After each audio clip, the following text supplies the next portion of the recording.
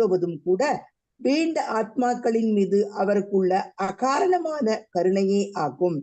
எல்லா பௌதிக எண்ணங்களுக்கும் அவர் அப்பாற்பட்டவராவார். ஆனால் அவரது தூய பக்தர்களின் மீதுள்ள எல்லையற்ற கருணையால் அவர் கீழிறங்கி வந்து தம்மை முழுமுதற் கடவுளாக தோற்றுவித்துக் கொள்கிறார். ஜட தத்துவவாதிகளும் விஞ்ஞானிகளும் அணுசக்தி மற்றும் விஸ்வரூபம் ஆகியவற்றில் மிகவும் ஆழமாக மனதை ஈடுபடுத்துகின்றனர். ஆன்மீக விஷயத்திற்கு மதிப்பளிப்பதை விட பௌதீக தோற்றத்திற்கு அவர்கள் அதிக மதிப்பளிக்கின்றனர். ஜட தத்துவவாதிகளும் விஞ்ஞானிகளும் அவர்களுடைய சொந்த அனுபவத்தை மையமாக கொண்டே அனைத்தை பற்றியும் சிந்திப்பதால் ஒரே சமயத்தில் பகவானால் எங்கும் பரவி இருக்க முடியும் என்பதை கற்பனை செய்து பார்ப்பது மிகவும் கஷ்டமானதாகும். அவர்களிடம் கொண்ட அனுதாபத்தால் பகவான் தமது தெய்வீக உருவின் விஸ்வரூபத்தை காட்டியுள்ளார். பகவானின் இவ்வுருவை ஸ்ரீல சுகதேவ கோஸ்வாமி இங்கு தெளிவாக விளக்கியுள்ளார். பகவானின் இந்த பிரம்மாண்டமான அம்சத்திற்கு அப்பால் வேறு ஒன்றுமே இல்லை என்று அவர் முடிவு செய்துள்ளார். பௌதீக சிந்தனையாளர்களில் ஒருவர் கூட விஸ்வரூபமெனும் இக்கருத்தை கடந்து அப்பால் செல்ல முடியாது. உலகாயதவாதிகளின் மனங்கள் நிலையற்றவையும் எப்பொழுதும் மாறிக்கொண்டே இருப்பவையும் ஆகும். எனவே பகவானுடைய விஸ்வரூபத்தையும் ஏதேனும் ஒரு பகுதியை சிந்திப்பதன் மூலம் அவரை நினைவில் கொள்ள வேண்டும் என்று ஒருவன் அறிவுறுத்தப்படுகிறார். பக்தியின் துணை கொண்டு வனம், மலை, கடல், மனிதன், மிருகம், தேவர், பறவை அல்லது வேறெந்த தோற்றத்திலாயினும் பகவானை பற்றி அவனால் சிந்திக்க முடியும். ஜடத்தோற்றத்தின் ஒவ்வொரு பொருளும் விஸ்வரூப உடலின் ஒரு பகுதியை பிரதிநிதிப்பதால் நிலையற்ற மனதை பகவான் மீது மட்டுமே இழைக்கச் செய்ய முடியும். பகவானின் வெவ்வேறு உடல் உறுப்புகளின் மீது பதிய செய்வதான இம்முறை நாஸ்திக இயல்பை குறைத்து பகவானிடமான பக்தி தொண்டை படிப்படியாக மேலோங்கச் செய்கிறது. அனைத்தும் பகவானின் பின்ன பகுதியாய் இருப்பதால் பரமபுருஷர் எல்லா இடங்களிலும் உள்ளார் என்ற வேத கருத்தை ஆரம்ப சாதகன் படிப்படியாக உணர்ந்து விஸ்வரூப உடலுக்கு குற்றம் இழைத்து விடாது இருக்கும் கலையை அவன் கற்றுக்கொள்வான். இவ்வறிவு பகவானின் இருப்பை எதிர்ப்பதில் ஒருவனுக்குள்ள கர்வத்தை குறைத்துவிடும். இவ்வாறாக எல்லை பொருட்களும் பரம உடலின் பின்ன பகுதியாக இருப்பதால் அவற்றை மதிக்க ஒருவன் கற்றுக்கொள்ள முடியும். Hare Krishna mataji. Thank you very much mataji. Thank you so much எல்லாருக்கும். Hare Krishna ma'am. Sorry ma'am, it was halfway through. Hare Krishna ma'am. And thanks எல்லாருக்கும் உங்க பிரேயர்ஸ்க்கு. Ma'am Jessie first level she cleared exam yesterday. Hari போல் mataji. Super mataji. Super mataji. Thanks mataji. Super. Hari போல். ஹரே கிருஷ்ணா. எல்லாருக்கும் thanks for the prayers. Hare Krishna. Sure. Yes Prabhu. Hare Krishna mataji. Thank you mataji. Mataji. Thank you mataji. Thank you so much. அம்மா எல்லாம் நல்லா எழுதுனாங்களா? பொண்ணு நல்லா எழுதுனால exam? Cleared ma'am. First level cleared. Results இப்பதான் வந்துச்சு. Oh congrats congrats congrats. Thank you ma'am. அதான் அதுக்கு தான் நான் சொல்லிட்டு இருந்தேன், உங்களுக்கு கேட்கல. எல்லாருக்கும் thank you so much for the prayers ma'am. Thanks for the blessings as well. Oh okay okay. எத்தனை லெவல் இருக்கு மாதாஜி? 5 levels இருக்கு மாதாஜி. இது அப்புறம் மார்க், அதுக்கு அப்புறம் வந்து குரூப் டிஸ்கஷன், இன்டர்வியூ. என்ன எந்த இதுல அவங்களுக்கு ஆனது இப்போ? Actually entrance exam Garuda aviation. பேர்களும் கருடா. ஓ ஓகே ஓகே. அதனால specially they have launched all women's batch. அந்த இதுக்கோசம் they are selecting about 20 students. Okay. 20 students for entrance to tie up with Indigo. அதுக்கப்புறம் சொல்லி கொடுத்துட்டு then they will go into Indigo. அந்த மாதிரி. Right right. Good. Thank you. Hare Krishna. Tickets புக்கிங்லாம் உங்க தான் சொல்ல போறேன். சேர்ந்த அப்புறம் சரி சும்மா ஜோக் பண்ணி. இல்ல ஜோக் இல்ல, ரொம்ப ரொம்ப சீரியஸாவே. இல்ல இல்ல இல்லப்பா. Letter to good in your career actually. First letter get through. Hare Krishna. And anyway, thank you so much ma'am. எல்லாருக்கும் நன்றி. Hare Krishna. I'll sign off. No issues. That is our duty. No issues. Thank you. हरे कृष्ण माताजी. प्रणाम माताजी. ஹரே கிருஷ்ணா மாதாஜி. பிரணாம் மாதாஜி. ஹரே கிருஷ்ணா மாதாஜி. நமஸ்காரம். நமஸ்காரங்கள் எல்லாருக்கும். ஹரே கிருஷ்ணா. அப்பா Hare Krishna Mataji, Panjat Pranam Mataji. Pranam Mataji, Hare Krishna. Om Namo Bhagavate Vasudevaya, Om Namo Bhagavate Vasudevaya, Om Namo Bhagavate Vasudevaya. Okay, Krishna. இன்னைக்கு எத்தனாவது ஸ்லோகம்? 6வது ஸ்லோகம் நான் சொல்லணும் இல்லையா? ஏகாதசி மேம். நாளைக்குமா? நாளைக்கு Ekadashi. Sure. Thank you so much. நாளைக்கு ஏகாதசி. ஆனா ஈவினிங் தான் பிறக்குது, 6 மணிக்கு மேலதான். So today evening it starts actually. So tomorrow morning we'll fast. No? Perfect. It'll be good if you complete your evening also before 6. இல்ல we will start upon tomorrow morning தானே. ஆமாமா, but it will be even more because it's in our bucket only na, we can do that. அப்படி சொல்றேன். I got confused. இப்போ மத்தியானத்துல start பண்ணா நம்ம மத்தியானத்துல இருந்து நாளைக்கு நாளானிக்கு வரைக்கும் இருக்க முடியாது இல்லையா? பட் ஈவினிங் பண்ணும்போது you can have some that we can do that. That will be good and so. It is individual, but Sure. Thank you. Jaya Radha Madhava Kunja Bihari Madhava Kunja Vihari. Jaya Radha Madhava Kunja Bihari ஜெய ராத மாதவ குஞ்ச விகாரி. Vallabha Girivaradari Gopi ஜன Vallabha Girivaradari. Jaya Gopi Janavallabha Girivaradari ஜய கோபி ஜன Vallabha கிரிவாரதாரி. Yashodanandana Vrajajana Ranjana Yasoda Yashodanandana Vrajajana Ranjana யசோதனந்தன Ranjana Yamuna Tira Vanachari Yamuna Tira Vanachari Yamuna Tira Vanachari யாமுனா தீரா Vanachari Radha Madhava Kunja Bihari Jaya Radha Madhava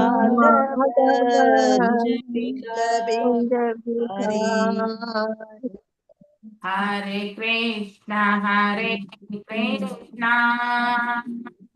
Krishna Krishna Hare Hare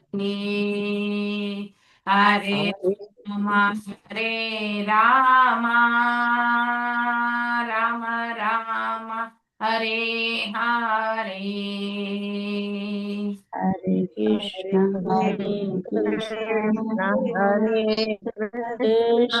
Hare Hare Hare Rama Rama Rama Hare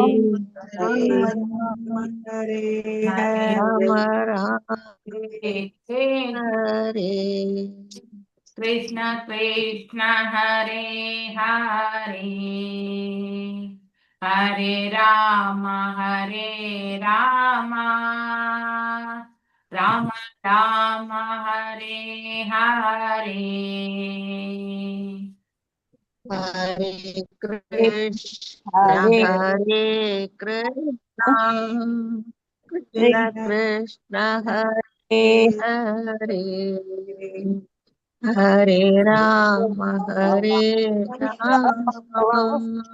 Rama Rama Rama Hare Hare. ஓம் நமோ பகவதே வாசுதேவாய. ஓம் நமோ भगवते वासुदेवाय ஓம் நமோ பகவதே வாசுதேவாய. ओम नमो भगवते वासुदेवाय நாராயணம் நமஸ்கிருத்யாம் நரம் செய்வா நரோத்தமம் தேவீம் சரஸ்வதிம் வியாசம்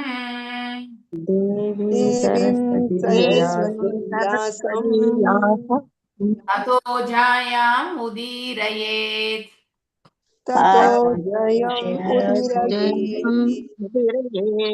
நஷ்டப்ராயேஷு ஆபத்ரேஷு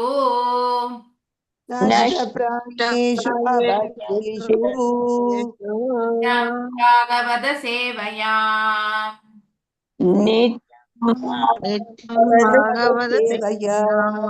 பகவத்ய உத்தம ஸ்லோகே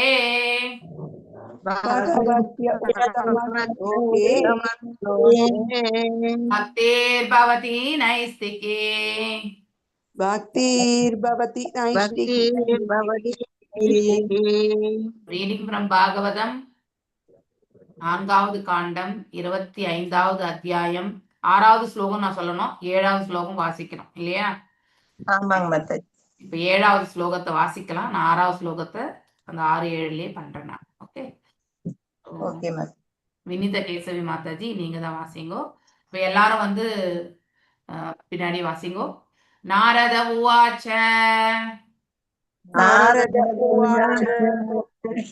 பூபோ பிரஜாபதே ராஜன்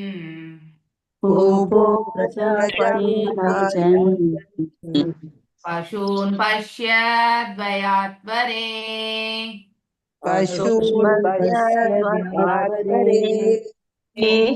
பிரஜாபதே ராஜன்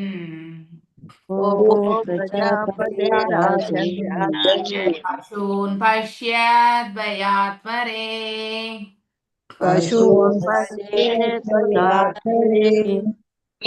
ஓ பிரஜாபதே ராஜன்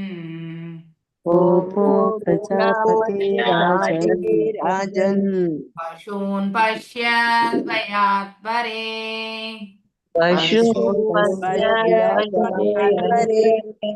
சம்ஞாபிதான் ஜீவசங்கான்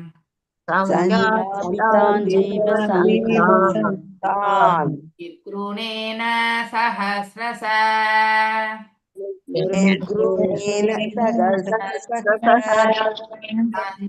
சம்ஞாபிதான் ஜீவசங்கான்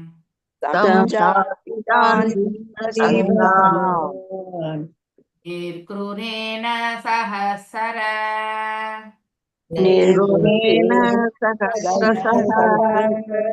சம்ஞாபிதான் ஜீவசங்கான்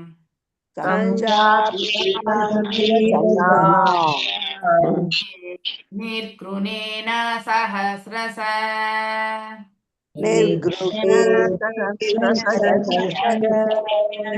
எல்லாரும் மியூட்ல போயிட்டு ஒன்லி வினித கேசவி மாத்திரம் வாசிங்கோ. ஹரே கிருஷ்ணா. பேக்ரவுண்ட் நாய்ஸ் எதுவும் வரக்கூடாது. ஹரே கிருஷ்ணா. हरे कृष्णा माताजी. प्रणाम्स माताजी. नारद उवाच गोभो प्रजापते राजन् वसून् वस्य त्वयात्वरे संचापितान् जीवसङ्गान् निर्गृहेन सहस्रशः. நாரத உவாச்ச.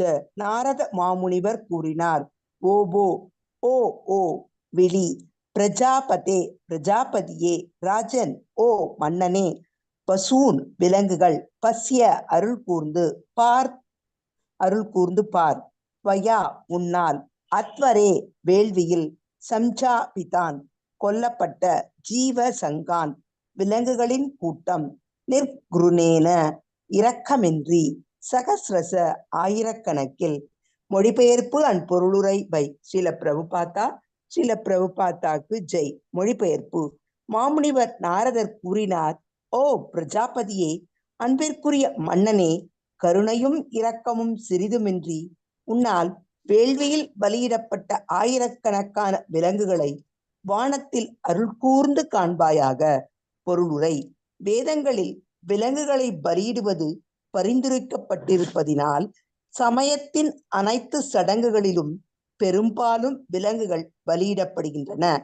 வேதங்களில் கூறப்பட்டிருக்கும் விதிமுறைகளுக்கேற்ப ஒருவன் விலங்குகளை கொல்வதினால் மட்டும் திருப்தி அடைந்து விடக்கூடாது.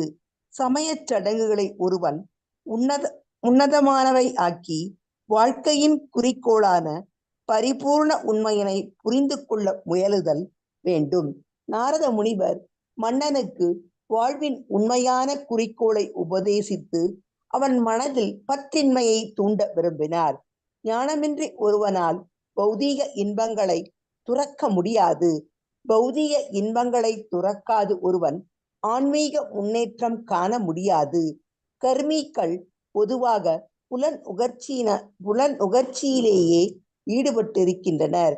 இதற்காக அவர்கள் பல்வேறு விதமான பாவங்களை செய்வதற்கு தயாராக இருக்கின்றனர்.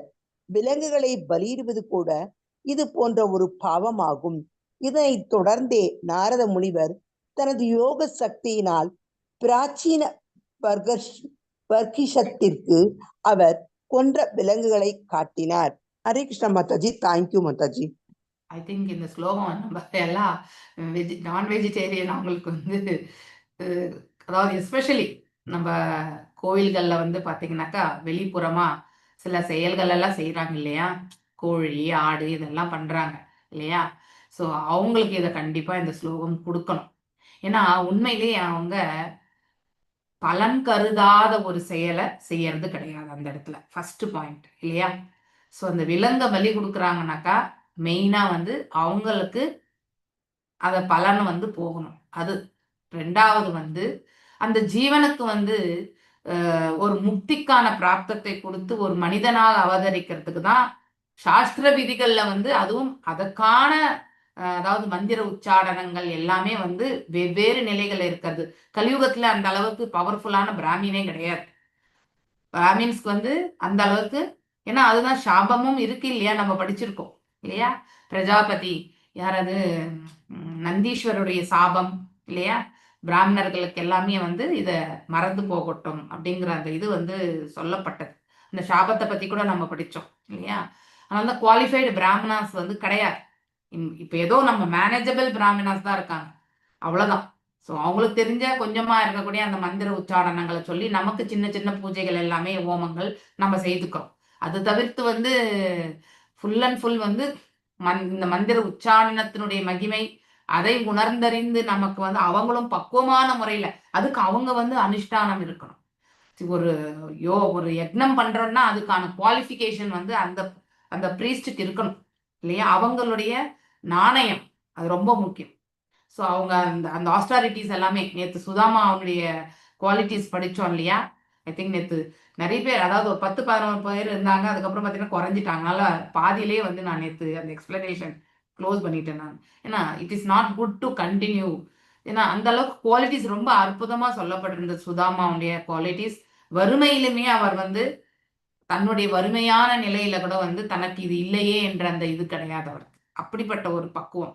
நாமெல்லாம் வறுமையில இருப்போமா? ஒரு எஸ்பெஷலி ஒரு பிராமணரை விட்டுருங்க, சாதாரணமா ஒரு மனிதரே வந்து வறுமையில இருந்தா அது ஒரு பெரிய பாவமாக கருதுகின்றோம் இல்லையா. ஒரு செயலை செய்ய முடியல, இவ்வளவு தடையா இருக்கு, காசு இல்லையே அப்படிங்கிற ஒரு வருத்தத்தை தான் நம்ம எடுத்துட்டு வரோம். ஆனா அந்த வறுமையை வந்து ஏற்றுக்கொள்ளக்கூடிய பக்குவம் நமக்கு கிடையாது. ஏன் நம்ம வறுமையா பிறந்தோன்றது என்னைக்காவது நம்ம வந்து ரெட்ரோஸ்பெக்ட் பண்ணியிருக்கிறோமா? கிடையாது. அது வந்து ஏன் இப்படின்றது நம்முடைய முந்தைய ஜென்மத்தினுடைய கர்ம பலனாலதான் இன்னைக்கு நாம ஒரு ஏழையாகவும் பணக்காரராகவும் வாழ்ந்துட்டு இருக்கிறதுன்ற அந்த உண்மையை வந்து நம்ம வந்து என்றைக்குமே அலசி ஆராயத்தே கிடையாது. ஸோ உண்மையிலே நாம் யார் என்றே தெரியாத போது மற்ற டாபிக்ஸ் எல்லாமே வந்து ஜீரோ தான் இல்லையா. ஸோ இங்க ரொம்ப அழகா சொல்லியிருக்கு நாரத முனிவர் வந்து ஒரு விலங்கை வந்து பலியிடுவது கூட பாவமாகும். ஏன்னா அந்த ஜீவன் வந்து பலியிடும் பொழுது இப்போ நம்மள கூட யாராவது நம் கையே நம்மளே சும்மா நம்மளாலே மறந்து வெட்டின்றாலும் எவ்வளோ வலிக்கு நம்ம இது பண்றோம். ஒரு ஜீவனை வந்து நம்ம இந்த பிரபஞ்சத்தை விட்டு நீங்கிறதுக்கு நாம வந்து செயல்படுத்துறோம் இல்லையா. அங்கே பூஜை புனஸ்காரம் என்ற பெயர்ல வந்து நம்ம செய்யறது வந்து மிக தவறானது. எந்த கடவுளுமே வந்து நாம இதை குடுன்னு கேட்கறதே கிடையாது. இதை நாம தான் பழக்கிறது இல்லையா? தேவர்கள் எப்பவுமே இந்திரன் எடுத்துக்கோங்க இல்லையா? இந்திர பூஜை செய்யாததுனால கனமழை பொழிந்து 7 நாட்கள் வந்து பகவான் கிருஷ்ணர் வந்து சுண்டு விரல்ல வந்து கோவர்தனகிரியை தூக்கி நிறுத்த வேண்டிய சங்கடம் வந்தது இல்லையா? சோ அப்போ அதாவது சாத்வீகமான முறையில வந்து செய்யப்படக்கூடிய அந்த பூஜைக்கு இந்திரன் அப்படி. இப்ப நம்ம வீட்டுக்கிட்ட இருக்கக்கூடிய காவல் தெய்வங்களுக்கு நாம செய்யக்கூடிய பூஜைகளுக்கு நாம் என்ன பண்றோம்? பலிதான் கொடுக்கிறோம் இல்லையா? அதையே நம்ம பரிமாறுகிறோம். இதெல்லாம் வந்து ரொம்ப பாவமான செயல். அதை நாம பாவத்தை தான் உண்கின்றோம். அதாவது பூஜை என்ற பெயர்ல வந்து நாம செய்யறது என்னது? பாவமாகும். ஸோ எந்த கடவுளுமே வந்து சொல்றது இல்லை, இதெல்லாம் மேன்மேடு திங்ஸ் தான். ஆனா இதை போய் நம்ம சொன்னோம்னா நம்ம சொந்தக்காரங்க கண்டிப்பா அடிச்சிருவாங்க நம்மள. ஓகே, ஸோ நமக்கு வேண்டாம், சும்மா சைலண்டா இருக்கிறது தான் பெட்டர். சொன்னா கேட்குற மாதிரி இருந்தா நம்ம சொல்லலாம், சொல்லலைன்னா அதாவது கேட்கலன்னா நம்ம சைலண்டா இருக்கிறது. வெறும் பிரார்த்தனைகள் மட்டும் செய்யலாம், அவ்வளவுதான். ஓகே, நெக்ஸ்ட் மணிமேகலை மாதாஜி நீங்க வாசிங்க. இப்ப எல்லாருமே இந்த 8th ஸ்லோகம். ஓகே. ஏதே த்வாம் சம்பிரதீக்ஷந்தே ஏதே த்வாம் சம்பிரதிக்ஷந்தே பிரமந்தோ வைஷசம் தவஹ ஸ்மரந்தோ ஏதே த்வாம் சம்பிரதீக்ஷந்தே ஏதே த்வாம் சம்பிரதிக்ஷந்தே பிரமந்தோ வைஷசம் தவஹ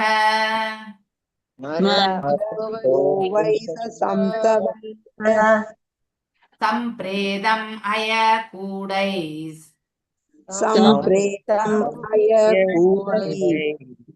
சிந்தந்தி உத்தித மன்யவஹ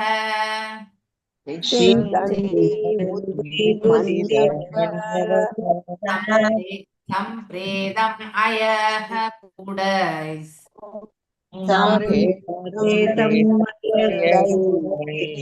சிந்தந்தி உத்தித மன்யவஹ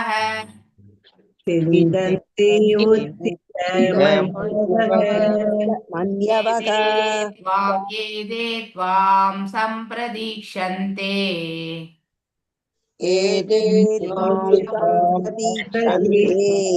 பிரமந்தோ வைசசம் தவஹ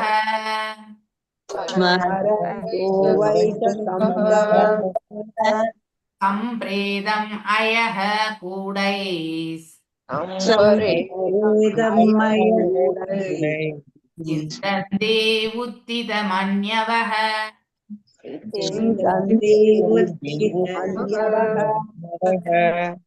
மணிமேகலை மாதாஜி வாசிங்க. हरे कृष्ण माता जी। एदे त्वां संप्रदीक्षन्ते स्मरन्तो वैशसं तवः संपरेदम् अयकूडै सिन्दन्ति उत्थितमन्यवः ஏதே அவை அனைத்தும் துவாம் நீ சம்பிரதீக்ஷந்தே காத்து கொண்டிருக்கின்றன ஸ்மரந்த நினைவிற்கொண்டு வைஷசம் காயங்கள் தவ உனது சாம்பிரேதம் நீ மரித்த பிறகு அய இரும்பினால் செய்யப்பட்ட கூடை கொம்புகளினால் சிந்தந்தி குத்தி கிழித்தல் உத்தித புத்துணர்ச்சி மன்யல மன்யவ சினம் மொழிபெயர்ப்பு இந்த விலங்குகள் அனைத்தும் உனது மரணத்தை எதிர்நோக்கி காத்து கொண்டிருக்கின்றன. அப்போதுதான் அவைகள் நீ அவற்றிற்கு இழைத்த காயங்களுக்காக உன்னை பழிவாங்க முடியும். நீ மரித்த பிறகு அவை மிகுந்த ஆத்திரம் கொண்டு தமது இரும்பு கொம்புகளினால் உனது உடலை கிழித்தெறியும். பொருளுரை: மன்னர் பிராசினபர்ஹித் மிக அதிகமான விலங்குகளை வேள்விகளில் கொள்கிறார் என்பதை அவருக்கு உணர்த்த வேண்டும் என்று நாரதர் விரும்பினார். வேள்விகளில் விலங்குகளை பலியிடுவதன் மூலம் ஒருவன் விலங்குகளை மனித பிறவிக்கு உயர்த்துகிறான் என்று சாத்திரங்கள் கூறுகின்றன. இதுபோல் தகுந்த காரணத்திற்காக யுத்த களத்தில் பகைவர்களை கொல்லும் சத்திரியர்கள் தாங்கள் மரித்த பிறகு தேவலோகங்களுக்கு உயர்த்தப்படுகின்றனர். மனு சம்ஹிதையில் கொலை செய்தவனுக்கு மரண தண்டனை அளிப்பது மன்னனுக்கு முக்கியமானதாகும். அதன் மூலம் அக்குற்றவாளி தன் குற்றத்திற்கான விளைவுகளை தனது மறுபிறப்பில் அனுபவிக்க மாட்டான். இந்த உணர்வின் அடிப்படையிலேயே நாரத முனிவர் மன்னனை அவரால் வேள்விகளில் கொல்லப்பட்ட விலங்குகளை அவரை பழிவாங்குவதற்காக காத்து கொண்டிருக்கிறார் என்று எச்சரிக்கிறார். நாரத முனிவர் இங்கே தன்னை முரண்பாட்டிற்கு ஆளாக்கி கொள்ளவில்லை. வேள்விகளில் தேவைக்கு அதிகமான விலங்குகளை பலியிடுவது ஆபத்தானது என்று நாரத முனிவர் மன்னருக்கு உணர்த்த விரும்பினார். ஏனென்றால் இது போன்ற வேள்வியை நிறைவேற்றும் பொழுது ஒரு சிறு தவறு நேரிட்டாலும் கூட பலியிடப்படும் விலங்கு மனித உடல் கொண்ட வாழ்க்கைக்கு உயர்த்தப்படாமல் போகலாம். இதனைத் தொடர்ந்து ஒரு மனிதனை கொன்ற குற்றத்திற்காக ஒரு கொலையாளி பொறுப்பாவது போல் அவ்வேள்வியை செய்வதன் அந்த விலங்கின் மரணத்திற்கு பொறுப்பாளியாவான். இறைச்சி கொட்டில்களில் விலங்குகள் கொல்லப்படும் பொழுது கொல்வதற்கு அனுமதியளிப்பவன், கொல்பவன், அதற்கு உதவி செய்பவன், அந்த இறைச்சியை வாங்குபவன், அதை சமைப்பவன், அதை உண்பவன் எனும் அறுவர் அக்கொலைக்குரிய குற்றத்தில் சிக்கிக் கொள்கின்றனர். இவ்வுண்மையை வற்புறுத்தி மன்னரின் கவனத்தை திருப்ப நாரத முனிவர் விரும்பினார். இவ்வாறு விலங்குகளை கொல்வது வேள்விகளில் கூட ஊக்கப்பளிக்கப்படவில்லை. ஹரே கிருஷ்ணா மாதாஜி. ஹரே கிருஷ்ணா மாதாஜி. ரொம்ப பெருசா இருக்கு. ஓகே, இது 3 முடிக்கலாம் இன்னைக்கு. அதுக்கு வேணா அடுத்த நாளைக்கு பார்க்கலாம். Okay, Hare Krishna. Thank you all. எல்லாரும் உங்க இதுல மியூட்ல போயிடுங்க. ஜெய மகாலட்சுமி மாதாஜி, விஜயகுமாரி மாதாஜும் நெக்ஸ்ட் படிப்பாங்க. ஓகே, ஹரே கிருஷ்ணா. गृहेषु कूटधर्मेषु पुत्रधाराधनार्दतीः नवरं विन्दते मूढो பிராமியன் சம்சாரவத்மஷு. எழில்மிக்க வாழ்க்கை என்றழைக்கப்படும் மனைவி மற்றும் குழந்தைகளிடம் சிக்கிக்கொண்டு செல்வத்தை தேடி ஓடுகின்ற இல்லற வாழ்க்கையில் பற்று வைத்திருப்பவர்கள் இதுவே வாழ்வின் இறுதி லட்சியம் என்று கருதுகின்றனர். இவர்களை போன்றவர்கள் வாழ்க்கை முழுவதும் வாழ்க்கையின் இறுதி லட்சியம் என்னவென்று அறியாமலே பல்வேறு விதமான உடல்களில் திரிந்து கொண்டிருப்பார்கள். அப்படின்னா பலன் கருதும் செயல்கள், புலன் நுகர்ச்சி செயல்களில் ஈடுபடுபவர்களுடைய இலக்குகள் என்றைக்குமே நிர்ணயிக்கப்படாது. அது அளவிட முடியாதது, அன்லிமிட்டடா போயின்னே இருக்கும் இல்லையா? இப்போ நம்ம ஒரு ஆஸ்தி வாங்குறோம்னா அந்த ஆஸ்தியை கொண்டு அவன் திருப்திப்பட வேண்டும் இல்லையா? மேலும் பொருளீட்ட ஆரம்பிக்கும் பொழுது என்ன ஆகிறது? இன்னும் வேண்டும், இன்னும் வேண்டும் இல்லையா? இன்னும் நல்லதை அனுபவிக்கணும், இன்னும் நல்லதுன்ற பெயர்ல என்னது? மோகத்தை அவன் அதிகப்படுத்தி கொண்டே போகிறான். சோ மனிதனுக்கு ஆசைக்கு எந்த ஒரு கதவுமே கிடையாது. அது அன்லிமிட்டெட், அப்படியே போயிட்டே இருக்கும். ஓகே, இப்போ இந்த இந்த என்னது, ஒரு இடத்த விற்கிறாங்கன்னாக்கா அந்த இடத்தினுடைய வேல்யூ ஓரளவுக்கு ஆப்டிமமா இருக்கணும் இல்லையா? ஆனா அதே நம்முடைய ஆசைக்கேற்றவாறு நம்ம பெருகி கொண்டே போனா அது தவறானது. அது போன்றதுதான் மனிதனுடைய வாழ்க்கையுமே. சோ போதும் என்ற அந்த மனசு மனிதனுக்கு வருவதே கிடையாது. சோ அப்போ என்ன ஆகுதுனாக்கா அவனுடைய இது அப்படியே எக்ஸ்பேண்ட் ஆகி போயிட்டே இருக்குது. மனைவி, மக்கள், செல்வம், வீடு என்று இல்லற வாழ்வில் அதிகம் பற்று வைத்திருப்பவர் போல் பற்று வைத்து கூட தர்மத்தில், அதாவது போலி கடமைகளில் ஈடுபடுகின்றனர். பிரகலாத மன்னர் இப்போலி தொழிற்கடமைகள், பாழுங்கிணறு, அண்ட கூபம், ஐ திங்க் இது கூட அண்ட கூபம் அப்படிங்கிறது நம்ம படிச்சோம்னு நினைக்கிறேன். இந்த அண்ட தாமிஸ்திரம் படிச்சோம்னு நினைக்கிறேன். அண்ட கூபம் படிக்கல, அண்ட தாமிஸ்திரம் கரெக்ட். சோ அண்ட கூபம் போன்றது என்கிறார். பிரகலாதர் அவ்வாறு கூறுவதற்கு காரணம் அக்கிணற்றினுள் விழுந்து விடுபவன் இறந்து விடுவான் என்பதனாலேயாம். அவன் தன்னை காப்பாற்றிக் கொள்ள கூவலாம், கதறலாம், ஆனால் அதனை கேட்பதற்கோ அவனை காப்பாற்றுவதற்கோ எவரும் வருவது கிடையாது இல்லையா? ஒரு யானை ஒரு ஆண் யானை பெண் யானையை பார்க்கும் பொழுது அதை அது இடத்துல போகணுன்றதுக்காக என்ன பண்ணோம்னாக்கா, இந்த ஐ திங்க் 18 டேஸ்ல உங்களுக்கு ஒரு இந்த புலன்களுடைய செயல்களுக்காக இருக்கும் இல்லையா? ஸோ இந்த விட்டில் பூச்சி என்ன பண்ணும்? பறந்துட்டே அந்த பிரகாசத்தை நோக்கி போகும் இல்லையா?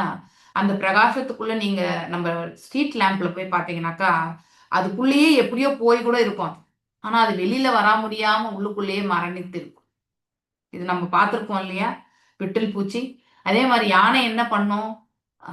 அந்த பெண் யானை நோக்கி போகும் இல்லையா? ஆனா அது அங்கே வேடன் ஒருவன் என்ன பண்ணியிருப்பான்? குழியை தோண்டி ஒரு அழகா இலை தலைகளால மூடி இருப்பான். அது இலை தலைன்னு நினைச்சுன்னு என்ன பண்ணும் அந்த யானை? அதுக்குள்ள வச்சு அதுக்குள்ள விழுந்துரும். அதனால வெளியவே வர முடியாது இல்லையா? ஸோ அப்போ அந்த யானையை பிடிச்சிட்டு போயிட்டு அவன் என்ன பண்ணுவான்? வியாபாரம் தானே.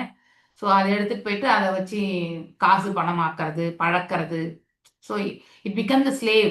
அந்த பர்சனுக்கு அடிமையாகி விட வேண்டிய காலம். ஸோ காட்டுல சுதந்திரமா திரிஞ்சிட்டு இருந்த அந்த யானை ஸோ ஒரு புலனால என்ன ஆகுது? ஸோ அது வந்து சென்று விழுந்து விடுகிறது. சக்தி வாய்ந்த புலன், பார்த்தல், கேட்டல் இல்லையா, சுவாத, ருசித்தல், இந்த மாதிரி நுகருதல். இப்படி இந்த தேனி என்ன பண்ணுது, எல்லா இடங்களிலுமே வந்து தேனை வந்து கலெக்ட் பண்ணி போயிட்டு அந்த கூட்டுல வச்சு அது எவ்வளவு நாள் வாழ்றாங்க அவங்க, ஒருத்தர் ஒருத்தர் அந்த தேனை பருகி ஒருத்தர் ஒருத்தர் கொட்டி அந்த தேனீக்களும் மரணிக்கும். அதுல என்ன புண்ணியம் அது இல்லையா? அளவுக்கு அதிகமான செல்வத்தை சேர்த்து அங்கேயே வீட்டுல இருக்கிறவங்களால நம்ம வந்து மன உடைச்சல் பட்டு நம்ம அங்கேயே மரணம் அடைகிறோம் இல்லையா? சோ அது மாதிரி எதற்காக நம்ம இந்த இவ்வளவு அளவுக்கு அதிகமான செல்வத்தை சேர்வதற்காக நம்ம அயராது உழைக்கணும்? தேவைக்கேற்றவாறு உழைத்தால் போரும், அவ்வளவு நம்ம சேர்த்துட்டாலே போறோம். எதையும் எடுத்து செல்லவில்லை என்பது வந்து நம்ம எல்லாருக்கும், பாமரன் ஏதும் படிக்காதவனுக்கு கூட தெரியும் இல்லையா? மரணிக்கும் பொழுது வெறும் உடல், ஒரு வெள்ளை துணி போத்தி தான் எழுத போய் புதைக்கிறாங்க, எரிக்கிறாங்க. அதை தவிர்த்து ஒண்ணுமே கிடையாதுன்னு சொல்லிட்டு சொல்லக்கூடிய, அவன் புரியாமலே அவன் சொல்லுவான், அது அவனுடைய தாற்பயமே புரிஞ்சிருக்காது அவனுக்கு. சோ அப்படிப்பட்ட நிலையில இருக்கக்கூடியவனுக்கு கூட நம்ம இந்த ஆஸ்திகளை எடுத்துட்டு போக முடியாது இல்லையா? ஒரே ஒரு ஒரு பருக்கு கூட நம்மளால எடுக்க முடியாது. அந்த அளவுக்கு பகவான் நம்மள வந்து டிபெண்டன்ஸ்ல வச்சிருக்கார் இல்லையா? அப்படி இருந்து நாம என்ன பண்றோம், பேராசை கொண்டு நாம அடுத்தவங்களை ஏமாற்றியும் பிழைக்கிறோம், எல்லாமே நடக்கிறது இல்லையா? இப்ப எங்க வீட்டு பக்கத்துல இந்த சைட் வந்து இது வரைக்கும் என்ன விலைன்னு எங்களுக்கு தெரியாது. ஆனா அது நேத்து தான் வந்து 24,000. அந்த 24,000க்கு அது வர்த்தான்றதே எனக்கு தெரியாது. இது எப்படி 24,000 ஒரு சதுரடி வந்து போகும்? சோ அதெல்லாம் காசு எப்படி சம்பாதிச்சு அவ்வளோ ஒரு நாணயமா வந்து நீங்க லோன் போட்டு வாங்குனீங்கன்னாக்கா அந்த அளவு காஸ்ட்லியில நீங்க கண்டிப்பா வாங்கவே முடியாது. லோனை போட்டு ரொம்ப ரொம்ப கஷ்டம் அந்த திருப்பி கட்டுறது எல்லாமே இல்லையா? ஸோ அந்த 24,000 ஒரு சதுரடின்னா, அப்ப அந்த 2,400 சதுரடி எப்படி நம்ம வந்து 5 கோடி ரூபாய் அந்த அந்த சைட்டு அப்படிங்கிற ஒரு ஒரு ஒரு இது தோப்பு, அதாவது நினைச்சு பார்க்கறதுக்கே வந்து ஒரு ஆச்சரியமா இருக்கு. தட் இஸ் நாட் வர்த். அந்த அளவுக்கு கிடையாது. மிஞ்சி போனா ஒரு 15, 16,000 போகலாம். அதுதான் அதனுடைய வேல்யூவே. ஆனா கிட்டத்தட்ட எப்படி ஏத்தி, எப்படி இந்த நடுவில் இந்த புரோக்கர்ஸ் ஏத்தி கொடுக்கறது, இதுல அல்டிமேட்டா வந்து அவ்வளவு காசு கட்டி வாங்கினவன் வந்து கருப்பு பணம் வச்சுதான் வாங்குவான். அது வெள்ளை பணத்துல வாங்கவே முடியாது. ஒரு நாணயமா சம்பாதிக்கிறனால அவ்வளவு காஸ்ட்லியா வந்து கண்டிப்பா வாங்க முடியாது. அப்படி ஒரு நாமெல்லாம் ஒரு 2,000 ரூபாய் 3,000 ரூபாய் சதுரத்துல போயிட்டு வாங்கலாம். எங்கேயோ கொஞ்சம் ஒதுக்குப்புறமா வாங்க, ஏன்னா அதுதான் நம்மளால முடியும் இல்லையா? அவ்வளவுதான் நம்மளால கட்ட முடியும். லோனை வாங்கினா கூட திருப்பி கட்டணும் இல்லையா? சோ இதெல்லாமே நம்ம பார்க்கும்பொழுது நம்ம என்ன பண்றோம், இந்த பேராசை மனிதனை எங்க போறது அப்படிங்கிறத பார்க்கணும். அது எதற்கு ஒப்பிடப்பட்டிருக்கு ஊமை? கிணத்துல போய் விழுந்தா நம்மளால வெளியில வர முடியாத ஒரு கிணத்துல விழுந்துட்டோம்னா, நம்ம என்ன கத்தினாலும் வெளியில கேட்கலனாக்கா அங்கேயே இருந்து நாம மரணிக்க வேண்டியதுதான் இல்லையா? இது அதனால், ஆனால் அதனை கேட்பதற்கோ அவனை காப்பாற்றுவதற்கோ எவரும் வருவது கிடையாது. பிராமியன் சம்சார வத்மசு, இங்க சொல்லப்பட்டிருக்கக்கூடிய பிராமயன் சம்சார வத்மசு அப்படின்னா என்னன்னா முக்கியமானவையாகும். சைத்தன்ய சரித்தாமிரதம் மத்திய லீலையில 19வது அத்தியாயம் 151வது ஸ்லோகம் சைத்தன்ய மகாபிரபு மிகவும் தெளிவாக விளக்குகிறார். பிரம்மாண்ட பிரமிதே கோனே பாக்யவான் ஜீவக, அதாவது அனைத்து உயிர்களிலும் பல்வேறு விதமான உடல்களை பெற்று பல்வேறு உலகங்கள் முழுவதும் அலைந்து கொண்டிருக்கிறார்கள். இந்த பிரம்மாண்டத்துல பிரமிதே கோண பாக்யவான் இந்த ஜீவன் இல்லையா? சோ அவன் இந்த பிரபஞ்சத்துல எந்த மாதிரி இடத்துல எப்படி உலாத்தின் இருக்கான்னு சொல்ல முடியாது இல்லையா? அவன் செய்த கர்ம பலனுக்கு ஏற்றவாறு அவன் பிரம்மலோகத்துக்கு போகலாம், இல்ல வந்து பித்ருலோகத்துக்கு போகலாம், இல்ல சொர்க்கலோகத்துக்கு போகலாம், இல்ல வந்து நரகலோகத்துக்கு போகலாம். தற்கொலை பண்ணா நமக்கு மேல இருக்கக்கூடிய இந்த கோஸ்லி பிளானட் இல்லையா, அதுக்கும் போகலாம் இல்லையா? பேய் பிசாசுகள் இருக்கிற இடத்துக்கும் போகலாம். இப்படி உடல் இல்லாத நிலையில அவனுடைய அவஸ்தை இல்லையா, இதெல்லாம் வந்து பட வேண்டியதுதான். இவ்வாறு அவர்கள் அலைந்து கொண்டிருக்கும் பொழுது முழுமுதற் கடவுளின் வழிகாட்டுதலினால் அவர்கள் ஒரு பக்தனோடு தொடர்பு கொள்ள நேரிட்டால் பிறகு அவர்கள் வாழ்க்கை வெற்றி பெறுகிறது. ஏன்னா அதுதான் அவங்களுக்கு டெஸ்டினேஷன் இல்லையா? எல்லா ஜீவன்களுமே இறை பக்தியிலையும் இறைவனுக்கு திருத்தொண்டு புரிபவர்களுடைய பாதங்களை சேரும் பொழுது அவங்களுடைய அசோசியேஷன் இல்லையா? சோ அவங்களோட சேரும்போது ஆட்டோமேட்டிக்கலி அவன் நல்ல ஒரு இதுக்கு போறான். நம்ம எல்லாருமே இன்னைக்கு இந்த பிளாட்ஃபார்ம்ல உட்கார்ந்து இருக்கிறது நம்ம ஸ்ரீல பிரபுபாதருடைய கருணை தான் இல்லையா? Is eminent Acharya. அவருடைய கருணையாலதான் இத்தனையுமே இந்த பிரபஞ்சம் முழுவதுமே ஹரிநாமத்தை கொடுத்துட்டு போயிருக்கார். எப்படி சைதன்ய மகாபிரபு கொடுத்திருந்தாரோ அதை எடுத்து மீண்டும் புதுப்பித்து நமக்கெல்லாம், அதாவது இதை புரிஞ்சுக்கிற அளவுக்கு நமக்கு வந்து இந்த புஸ்தகங்கள் எல்லாமே கொடுத்து அவரும் வந்து சில பேரை குருக்களாக வந்து நியமித்து அதை அப்படியே எடுத்துட்டு போங்க அப்படிங்கிற அந்த அறிவுரைகள் எல்லாமே கொடுத்து போயிருக்கார். நாமும் அந்த பாதையை ஏற்று சென்று கொண்டிருக்கிறோம் இல்லையா? சோ மன்னர் பிராச்சீன பரிஷத் பலன் தரும் செயலில் ஈடுபட்டிருந்த போதிலும் அவர் முன் மாமுனிவர் நாரதர் தோன்றினார்.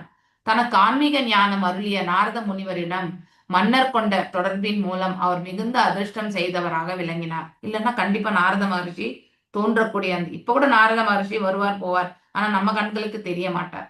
எங்கே யாருக்கு எப்படி தோன்ற வேண்டும் என்பது எல்லாமே அது நிர்ணயிக்கப்படும். அதற்கான பக்குவத்தை அடைந்தால் கண்டிப்பா நாரத மகர்ஷி தோன்றுவார், தோன்றாமலாம் இருக்க மாட்டார். ஆனா அந்த குவாலிபிகேஷன் நாம வந்து அடைய பெறணும். கலியுகத்துல அது மிக சிரமமானது. நாரத முனிவரின் காலடியை பின்பற்றி தெய்வீக அடியவர்கள் அனைவரும் உலகில் உள்ள அனைத்து நாடுகளும் சென்று வாழ்க்கையின் குறிக்கோள் என்னவென்பதை மாயை வசப்பட்டிருக்கும் மனிதர்களுக்கு அறிவுறுத்தி அவர்களை கர்ம பந்தனத்திலே இருந்து காப்பதை நமது கடமையாக கொள்ள வேண்டும். அதுதான் நம்முடைய இஸ்கான் இயக்கம் வந்து அடுத்தவர்களுக்கு போதிக்கக்கூடிய ஒரு இயக்கம், நன்னிலைப்படுத்தக்கூடிய இயக்கம் இது. ஒருவர் வாழ்க்கையில் வந்து தவறை விழுந்திருந்தால் அவர்களை வந்து நல்ல மார்க்கத்திற்கு எடுத்துட்டு வரக்கூடிய ஒரு இயக்கம் இது. அதனாலதான் நீங்க எல்லாருமே ஒரு ப்ரீச்சிங் பண்றதுக்கு அந்த ஒரு நிலைக்கு நாம் எல்லாருமே நம்மள வந்து உயர்வான நிலைக்கு எடுத்துட்டு போகணும். நமக்கு தெரிஞ்சதை 10 பேருக்கு நம்ம சொல்லி கொடுக்கணும். சோ அவங்க தவறு செய்யாத அந்த நிலைக்கு நாம அவங்கள எடுத்துட்டு போகணும். ஸோ இப்ப பிராச்சீன பரித்துக்கு வந்து அந்த பாக்கியம் கிடைத்தது.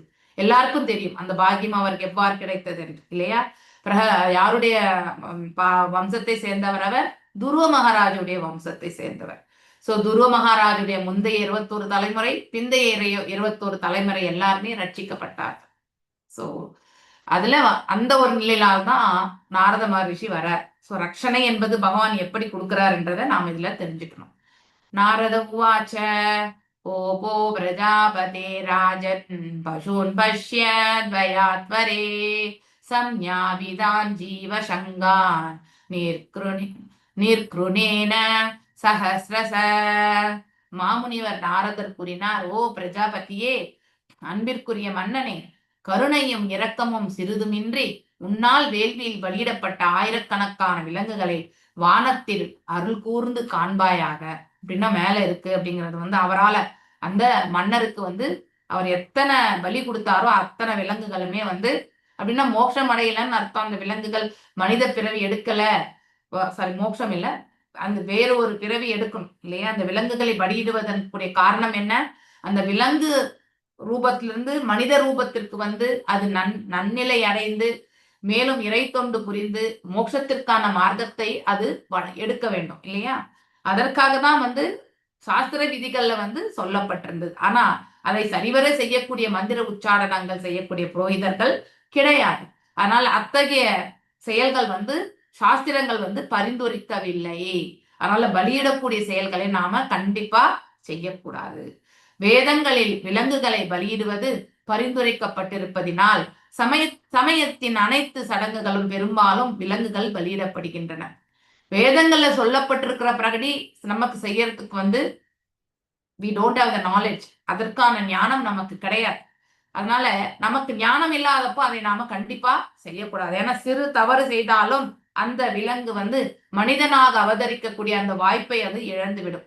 சோ அது காத்துன்னு இருக்கும் நம்மள. நாம யாரு கொன்னா இப்போ இங்க நம்ம சிவில் கோட்லயே நம்ம பாக்குறோம் இல்லையா? சட்ட திட்டங்கள்லயே யாருக்காவது நம்ம ஒரு தீங்கு இழைத்தால் அதற்கான தண்டனை உண்டு இல்லையா? திருட்டுக்கு தகுந்த தண்டனை, அடுத்து வந்து கொலை கொள்ளை இந்த மாதிரி இதுக்கு தண்டனை.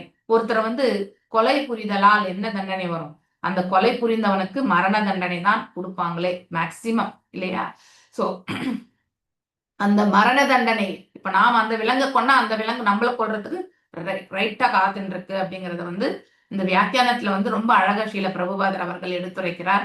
வேதங்களில் கூறப்பட்டிருக்கும் விதிமுறைகளுக்கேற்ப ஒருவன் விலங்குகளை கொள்வதனால் மட்டுமே திருப்தி அடைந்து விடக்கூடாது இல்லையா? சமய சடங்குகள் ஒருவன் உன்னதமானவையாக்கி அப்படின்னா அந்த சடங்குகளால் வந்து பிறருக்குமே வந்து நன்மை இல்லையா? அங்கே தன்னுடைய வாழ்க்கையே வந்து அர்ப்பணிக்கக்கூடிய அந்த விலங்குகளுக்கு ஒரு நன்னிலை என்னது? மனிதனாக அவதரிக்கக்கூடிய அந்த நன்னிலை ஏற்படுத்தி கொடுக்கணும். அதற்கான அதாவது ப்ராசஸ் வந்து கரெக்டா வந்து ஃபாலோ பண்ணணும். அதுல ஏதாவது சிறு தவறு வந்தாலுமே அது நிகழாது. சோ பரிபூர்ண உண்மையினை புரிந்து கொள்ள முயல வேண்டும். பரிபூர்ண உண்மை யாரு? எல்லா வல்ல இறைவனை பற்றி நாம புரிந்து கொள்ள வேண்டும். நாரத முனிவர் மன்னனுக்கு வாழ்வின் உண்மையான குறிக்கோளை, இதெல்லாமே வந்து சைடு தான். எப்படி நம்ம அதாவது பகவானுடைய புகழானங்களை கேட்பதும் சொல்வதும் மேன்மையான செயல். எதை காட்டிலும்? சதுர் புருஷார்த்தங்களை காட்டிலும், இல்லையா? தர்ம அர்த்த காம மோட்ச இந்த சதுர் புருஷார்த்தங்களை காட்டிலுமே மேன்மையானது. சோ நீ இந்த பக்குவத்தை அடைய. எதற்கு நீ அந்த சதுர் புருஷார்த்தங்கள்ல போயிட்டு நீ வந்து சிக்கிக்கிற? தேவையற்ற செயல். அதுல நம்ம பக்குவமா செய்யறோமா இல்லையான்றது கேரண்டி யாருமே உத்தரவாதம் கொடுக்க முடியாது, இல்லையா? சோ அவன் மனதில் பற்றின்மையை தூண்ட விரும்பினார்.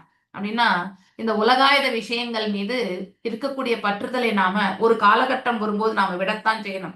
கடைசி இந்த மண்ணுக்கு போற வரைக்குமே நம்ம பற்றுதலா உட்கார்ந்து இருந்தோம்னா அவ்வளவு ஸ்ட்ராங்கா மீண்டும் நாம இந்த இடத்த திரும்பி வருவோம் அனுபவிக்கிறதுக்கு, நன்மையும் தீமையுமே. எப்ப நாம வந்து இந்த பூமியோட இருக்கக்கூடிய சம்பந்தத்தை வந்து நாம வந்து குறைச்சிக்க விரும்புறோமோ, அதனோடு இருக்கக்கூடிய தன்மைகள், அதாவது அட்டாச்மெண்ட்டை வந்து நம்ம எந்த ஒரு வஸ்து மீதுமே இருந்தால் உபயோகிக்கலாம், இல்லை என்றால் நாம அதை பற்றி வருத்தப்படக்கூடாது, இல்லையா? சோ நம்முடைய பிள்ளைகள், அதுக்கப்புறம் கணவன் மனைவி, இந்த மாதிரி குடும்பம், இல்லையா? அவங்களெல்லாம் ரட்சிக்க வேண்டியதும் அன்பு பண்ண வேண்டியது நம்முடைய கடமை. பதிலுக்கு அவங்க எல்லாம் நம்மளை ரட்சிக்கணும், அதுக்கு அடுத்து நம்மளை வந்து அன்பு பண்ணணும்னு எதிர்பார்க்காமல் செய்யணும். அதுதான் மிக முக்கியமானது. எந்த ஒன்றையுமே நம்ம எதிர்பார்க்காமல் செய்ய வேண்டும். அப்ப நமக்கு இங்க அடைவதற்கோ இழப்பதற்கோ எதுவுமே கிடையாது. அப்படிப்பட்ட மனப்பக்குவத்தை கொண்டு வர வேண்டும். இருக்கும் காலம் வரைக்கும் நாம அதை நம்முடைய கடமையை செய்யணும், எந்த ஒரு எதிர்பார்ப்பும் இன்றி. அப்ப நாம இந்த உலகத்திலிருந்து விடுதலை அடையறதுக்கான அந்த ஒரு பக்குவத்தை நாம அடைய பெறுகிறோம். எது வரைக்கும் நாம அப்படி இல்லையோ அது வரைக்கும் நாம 100% நாம திரும்பி வருவோம் இந்த இடத்துக்கு. ஞானம் இன்னொரு குடும்பத்துல நாம அவதரிப்போம். நம்முடைய கர்ம பலனுக்கு ஏற்றவாறு நாம செய்த நன்மையும் சரி தீமையும் சரி எங்கேயுமே போகாது. நன்மையும் தீமையும் பிறர் தர வாரா, இல்லையா? அழகான தமிழ் ப்ராவர்ப் இது, இல்லையா? சோ நமக்கு நன்மை நாம தான் செய்துக்கிறோம், நமக்கு தீங்கும் நாம தான் செய்துக்கிறோம். ரெண்டுமே நாம தான் செய்யறோம். அதனுடைய பலன்களை இன்றைக்கோ நாளைக்கோ அடுத்த பிறவியிலோ நாம அனுபவிக்கணும். நாம நினைக்கலாம் அடுத்தவங்க நாம செய்தது தெரியாம போயிடும். நான் சொன்ன அந்த இப்ப ஒருத்தர் ஒரு 2 ஃபேமிலி இருக்குன்னா அந்த 2 ஃபேமிலியை சமாதானப்படுத்துறதுக்கு முயற்சி செய்யணுமே ஒழிய அந்த 2 ஃபேமிலி பிரிஞ்சு போறதுக்கான முயற்சி நாம கண்டிப்பா செய்யக்கூடாது, இல்லையா? சோ அவங்க பிரிந்து போறதனுடைய பலன் அவங்க இப்ப அனுபவிப்பாங்க, அந்த 2 குடும்பங்கள், இல்லையா? ஆனா அந்த நிலைக்கு கொண்டு வந்த நபர் வந்து அந்த மாதிரி ஒரு இம்சையை வந்து அவரும் அவருடைய வாழ்க்கையில அனுபவிப்பார். அதை புரியாமலே அவர் செஞ்சுட்டு இருப்பார். அவர் ஏன் அதை செய்யறார்? பொறாமை கொண்டு செய்யறது, இல்லையா? அடுத்தவங்க நல்லவங்களா நல்ல நிலையில இருந்தா அதை வந்து ஏற்றுக்கொள்ளக்கூடிய மனப்பக்குவமற்ற நிலையில இருக்கக்கூடிய ஒரு நபர் தான் அத்தகைய செயலில் செய்யறதே. ஆனா அவருக்கு அதனுடைய தாத்பரியம் தெரியாம செய்யறார். இதுக்கு நம்ம பாவத்தை அனுபவிக்கணும் அப்படிங்கறத அவர் தெரிஞ்சா கண்டிப்பா பண்ண மாட்டார். ஆனா அந்த தாத்பரியமே தெரியாதனால யாருக்கு தெரிய போகுது நான் தான் இதை செய்ய போறேன், செய்திருக்கேன்றது அப்படிங்க நினைச்சுட்டு செய்யறார். ஆனா உள்ளுக்குள்ள பரமாத்மா ஒவ்வொரு நிமிஷம் ஒரு வினாடி கூட நம்மளை விலகிறதே கிடையாது, இல்லையா? நம்ம ஜீவாத்மாவை இயக்கின்னு இருக்கக்கூடிய பரமாத்மா எப்பவுமே விலகி போறதே கிடையாது. அவருக்கு நன்னா தெரியும் நாம எந்த அளவுக்கு தூய்மையானவன், நாம எந்த அளவுக்கு மோசமானவங்க அப்படிங்கிறது எல்லாமே பரமாத்மாவுக்கு தெரியும். ஆனால் அதுக்கேற்றவாறு அட்டவணையில கிளியரா வந்து நீ இந்த பாவத்தை செஞ்ச இந்த தண்டனை என்பது கண்டிப்பா கிடைக்க பெறும் அப்படிங்கிறது எல்லாமே கிளியரா இருக்கும் அதுல நமக்கு. சோ இத்தனை பாவங்கள் செய்த போது நமக்கு விஷ்ணு தூதர்கள் கண்டிப்பா வரமாட்டாங்க, யம தூதர்கள் வந்துதான் அழைச்சிட்டு போக போறாங்க, இல்லையா? சோ அங்கே சென்று நாம எந்த நரக உலகத்துல போய் இதெல்லாம் அனுபவிக்கணும்ன்றது வந்து 28 நரக உலகங்கள் இருக்கு. அந்த 28 நரக உலகங்கள் இந்த ஞானமே கிடையாது. நரகம் இருக்குன்னு தெரியும், யாரு போய் பார்த்தாங்க நரகத்தை, இல்லையா? அப்படிதான் நம்ம பேசுவோம். சொர்க்கத்தை யார் போய் பார்த்தாங்க, அங்க என்ன சுகமா இருக்குன்னு சொல்றதுக்கு? நரகத்தை யார் போய், இப்படி நம்ம எதுவுமே இந்த பிரத்யட்சமா நம்ம வந்து பார்த்துட்டு வந்தவங்களை சொன்னாதான் நம்புவோம். நம்ம அதுக்காக நம்ம வந்து மரணித்து ஒரு நாள் போயிட்டு திரும்பி வந்து நமக்கு சொல்ல முடியுமா நான் யாருக்காவது, இல்லையா? சோ எல்லாமே அனுபவம் கொண்ட பிறகுதான் நான் வந்து ஏத்துப்பேன் அப்படிங்கிற ஒரு மென்டாலிட்டியோட வாழ்ந்துட்டு இருக்கோம் நம்ம. இது வந்து நெருப்பு சுடும் அப்படின்னு சொல்லும் போது அதை தொடாம இருக்கிறது தான் நல்லது, இல்லையா? அது சுடுதா இல்லையான்னு நம்ம தொட்டு பார்க்கும்போது கண்டிப்பா கொப்பளம் வரதான் செய்யும், அதுக்கு எரியதான் செய்யும் ஒரு 2 நாள், இல்லையா? சோ அதுக்கப்புறம் தான் ஓ எஸ் நெருப்பு சுடும்ன்றத வந்து நான் ஏத்துக்குவேன். இப்படிப்பட்ட மென்டாலிட்டியில தான் நம்ம எல்லாருமே வாழ்ந்துட்டு இருக்கோம். ஏன்னா நாம அப்படி அந்த ஒரு மென்டாலிட்டி இருக்கிறதுனால தான் எத்தனையோ அதாவது பாவச் செயல்கள் வந்து நம்ம செய்துட்டே இருப்போம். நம்ம அதை பின்னாடி அனுபவிப்போன்ற அந்த ஒரு கருத்தே நமக்கு வந்து மனசுல கிடையாது. சோ பௌதிக இன்பங்களை துறக்காது. ரொம்ப அழகான வார்த்தைகள் இது. ஞானமின்றி ஒருவனால் பௌதிக இன்பங்களை துறக்க முடியாது. எஸ், நான் எனக்கு எதுவும் வேணாப்பா, நான் எனக்கு எதுவும் அவருக்கு வந்து ஒண்ணுமே தெரிஞ்சிருக்காது, அவர் யாருன்னே தெரிஞ்சிருக்காது. நான் யார், நான் இந்த உலகத்துல நம்ம எதுக்கு வந்தோம், இதெல்லாம் எதுவுமே தெரிஞ்சிருக்காது அவருக்கு. எனக்கு எதுவும் வேணாம்ப்பா, இதெல்லாம் வந்து நம்ம கிட்ட இருக்கும் போகும் அப்படின்னு நினைப்பாங்க. ஆனா உள்ளுக்குள்ளேயே அவங்க தான் நிறைய சேர்த்துட்டு இருப்பாங்க அந்த இடத்துல. சோ ஞானமின்றி எதற்காக அது வேண்டாம் அப்படிங்கறத வந்து தெரிஞ்சின்ற பிறகு அதை வந்து துறக்கிறது வேற.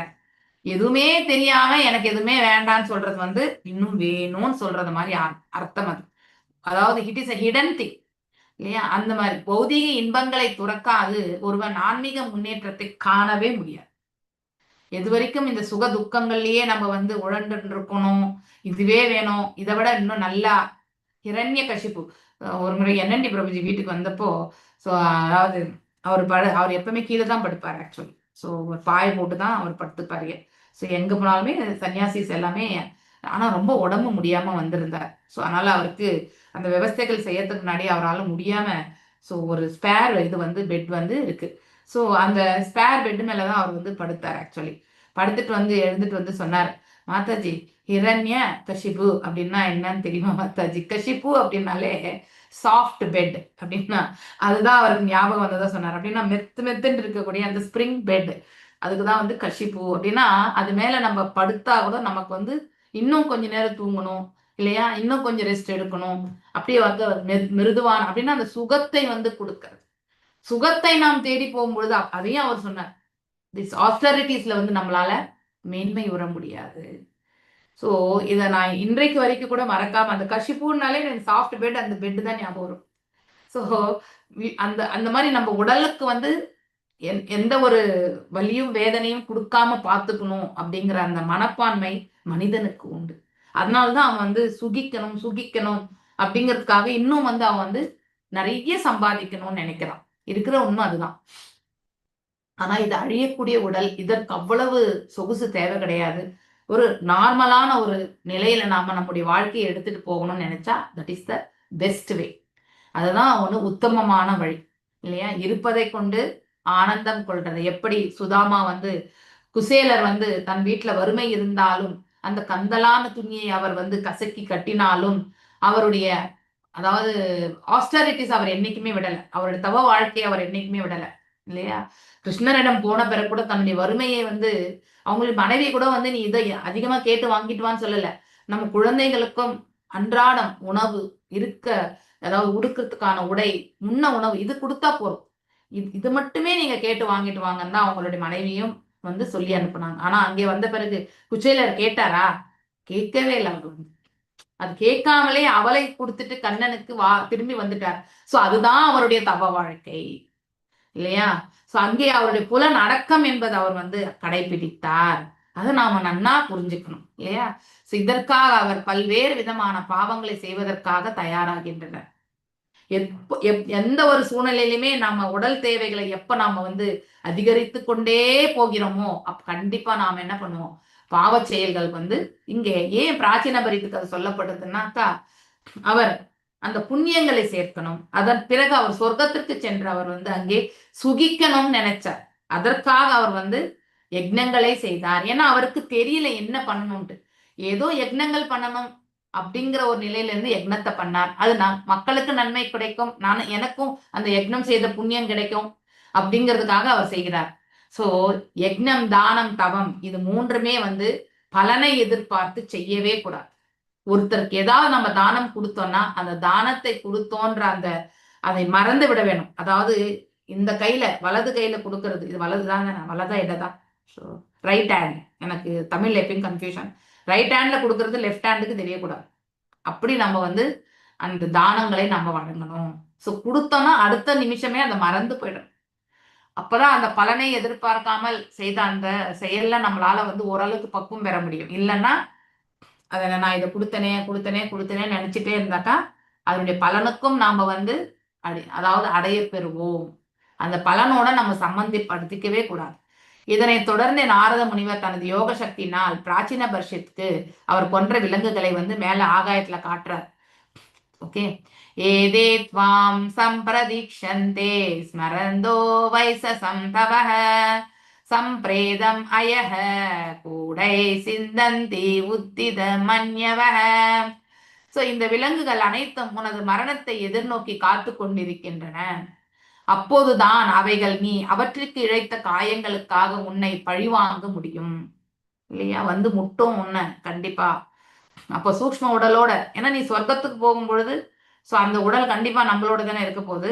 ஸோ அதனால நீ அந்த சொர்க்கத்துக்கு போனீங்கன்னா அங்க கண்டிப்பா அது போறதுக்கு முன்னாடியே உனக்கு அந்த வேலை இவங்க எல்லாம் காத்துட்டு இருக்காங்க உனக்கு.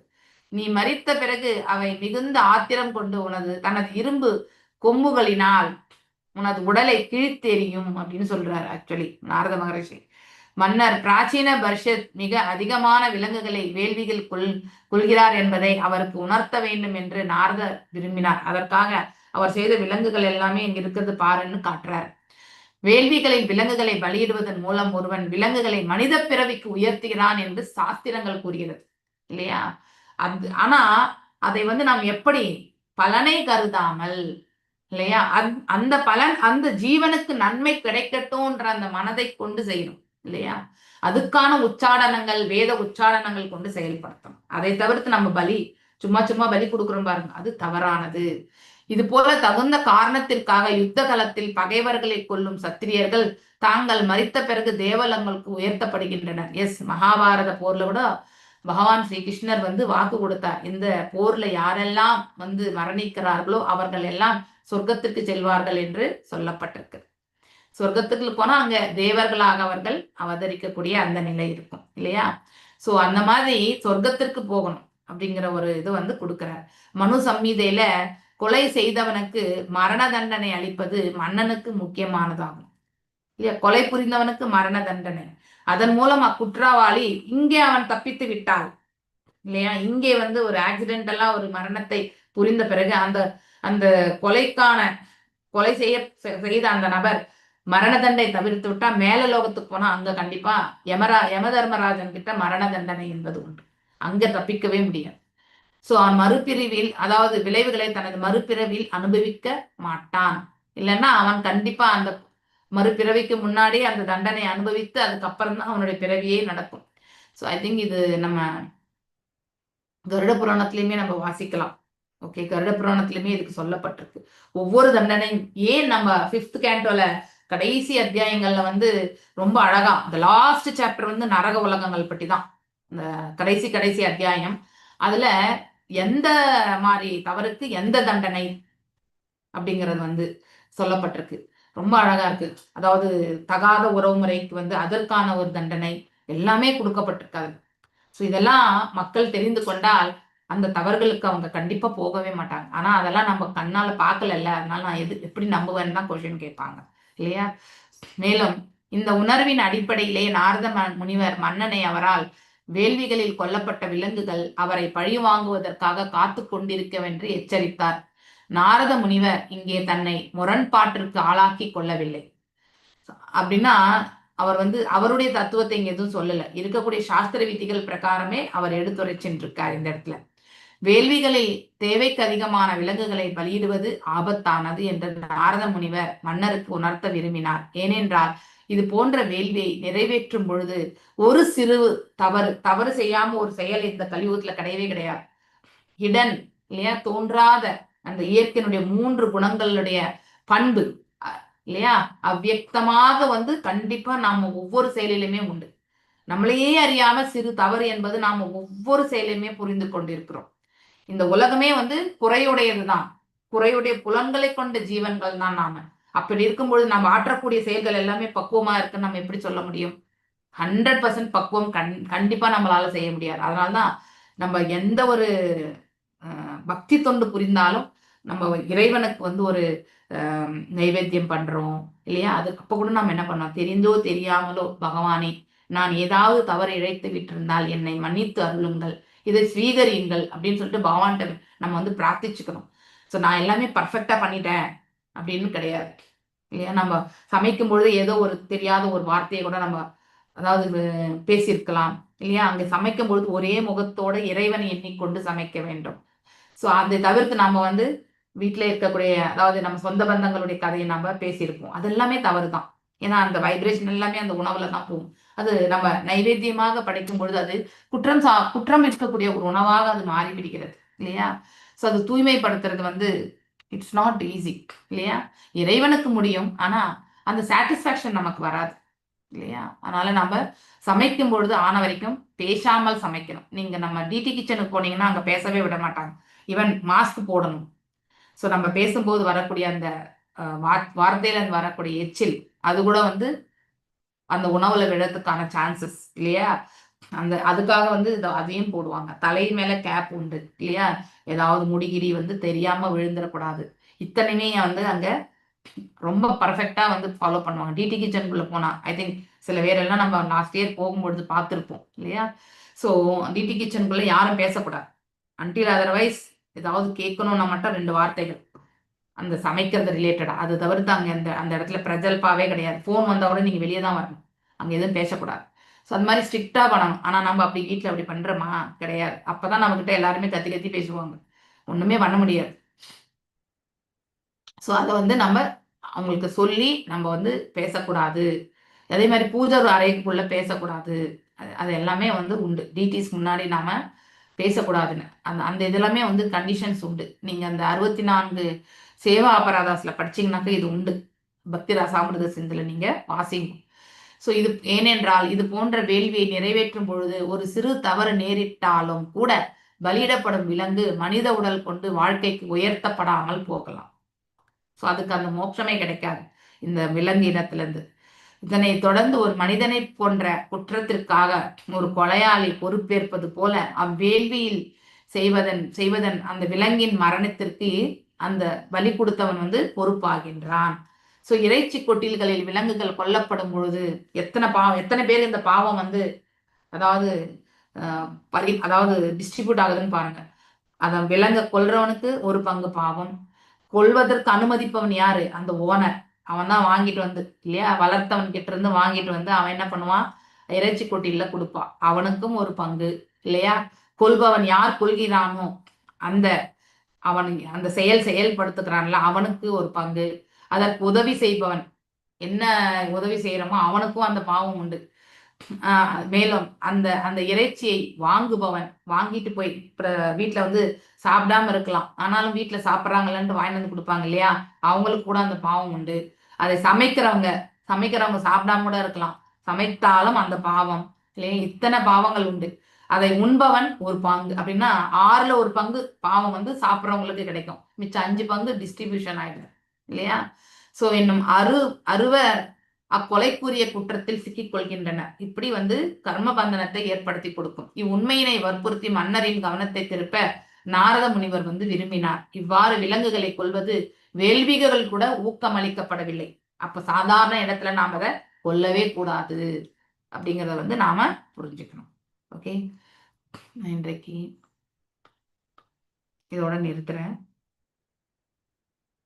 மீண்டும் மண்டே ஓகே சந்திக்கலாம். வாஞ்சகல்பதாருभ्यश्च कृपा सिन्धुभ्येव च पतितनां पावनेभ्यो वैष्णवेभ्यो नमो नमः. अनंत कोटि वैष्णव वृंद की जय. नामाचार्य हरिदास ठाकुर की जय. हरे कृष्णा कृष्ण कृष्णा हरे हरे, हरे रामा राम राम हरे हरे, हरे कृष्णा.